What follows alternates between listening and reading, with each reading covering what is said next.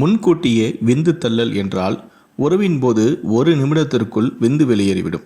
தொடர்ந்து 6 மாதங்கள் பெரும்பாலான நாட்களில் விந்து வெளிவருவது கட்டுப்படுத்தவோ தாமதப்படுத்தவோ முடியாது. இந்த முன்கூட்டியே விந்து தள்ளுதல் துன்பம் மற்றும் பாலியல் தொடர்புகளை தவிர்க்கும் மனநிலையை உண்டு செய்கிறது. இதுதான் முன்கூட்டியே விந்து தள்ளுதல் என்று அழைக்கப்படுகிறது.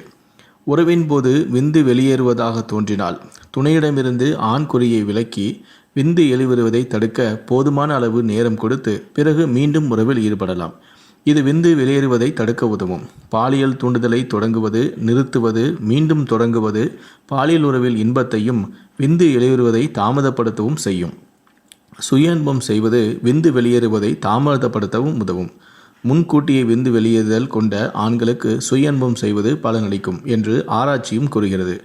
உடலுறவுக்கு முன்பு சுய இன்பம் செய்வது விளையாடும் போது விந்து வெளிப்படுவதை தாமதப்படுத்துகிறது. இந்த சுய இன்பம் சிகிச்சையாக மசாஜாகவும் நீங்கள் செய்யலாம். உயர் இரத்த அழுத்தம், குறைந்த நல்ல கொழுப்பு, இடுப்பு சுற்றளவு 40 அல்லது அதற்கு மேல் இருந்தால், சர்க்கரை அளவு அதிகமாக இருந்தால் பாலியல் வாழ்க்கையில் பாதிப்பை உண்டு செய்யலாம்.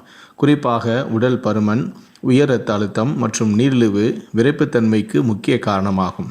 இதற்கு சிகிச்சை அளிப்பது முன்கூட்டியே விந்து தள்ளுதல் நிலையையும் சரி செய்யலாம்.